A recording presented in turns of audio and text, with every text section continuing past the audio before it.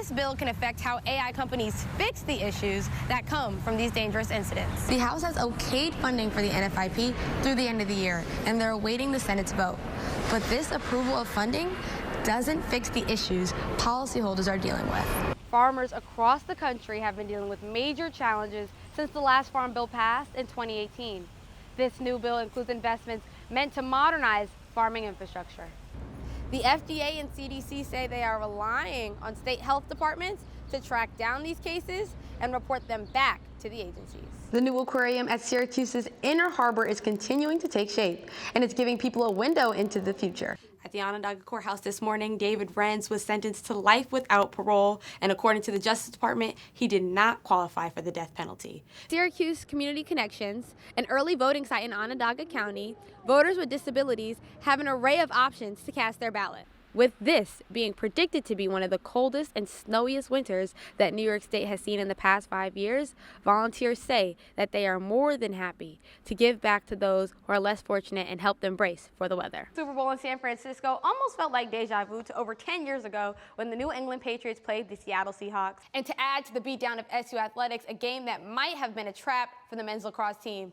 Syracuse needed a big win to build their resume for a chance at March Madness, and the Orange's performance tonight did just that. Our Washington correspondent Jordan Booker has more on how a new bill might help you this hurricane season. Representative Cleo Fields is trying to help National Flood Insurance Program policyholders understand why their premiums are so high. The government has given policyholders no explanation as to why those costs have gone up since they started a new program called Risk 2.0 5 years ago. Our neighbor across the street, his started out at like $635, and his right now is like $2,100 right across. I mean, directly across the street from me because of the new 2.0 rating. Right now, the cost of insurance is making life unaffordable for people in Louisiana. The bill would require that every NFIP policy breaks down premiums, discounts, rating factors, ways to save money, and when their premiums might increase. Senator Cassidy says this type of disclosure would help current and future policyholders. But I do think that would help people plan and even do a better job of how they construct and where they build if there is transparency on why these premiums are going up. The House has okayed funding for the NFIP through the end of the year, and they're awaiting the Senate's vote. But this approval of funding doesn't fix the issues policyholders are dealing with. The Congress needs to fix the dang program. They really do. It's not fair for taxpayers, and it's not fair for the people who need flood insurance. Members of both parties, including Representative Fields, Carter, and Letlow, are trying to fix the problem. But Louisianans are anxious about this hurricane season, and worrying about flood insurance doesn't help. Right now, we have Bertha in the Gulf right now. It's not a major thing, but just that time of the year is just stress goes up during this time, especially in our area. The flood insurance bill is still stuck in committee with no scheduled vote. Reporting in Washington, D.C., I'm Jordan Booker. Our Washington correspondent Jordan Booker has the latest on this new push for AI regulations.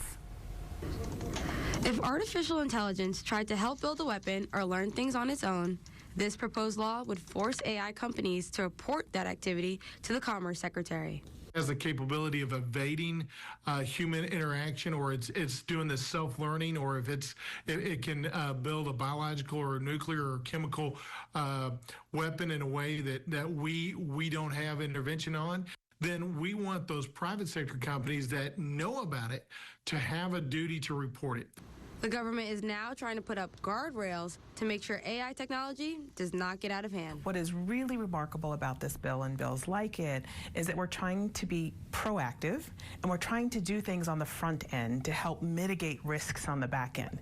How do we protect our national security and our public safety aspects of the dangers that artificial intelligence poses without imposing a regulatory burden on the private sector to stifle AI innovation? This bill can affect how AI companies fix the issues that come from these dangerous incidents. You're supposed to let the government know, and then you have time to put everything together. That is important because that helps to mitigate the tendency to delay notification. Representative Representative Moran says this bill is all about protecting Americans. We know our first. One of our first objectives at the federal levels to make sure that we adhere to public safety measures and we push policies that secure our national defense. The bill is now sitting in committee, and there is no word on when they'll vote on it. Reporting from Washington, D.C., I'm Jordan Booker. All right, thank you, Jordan, for that report.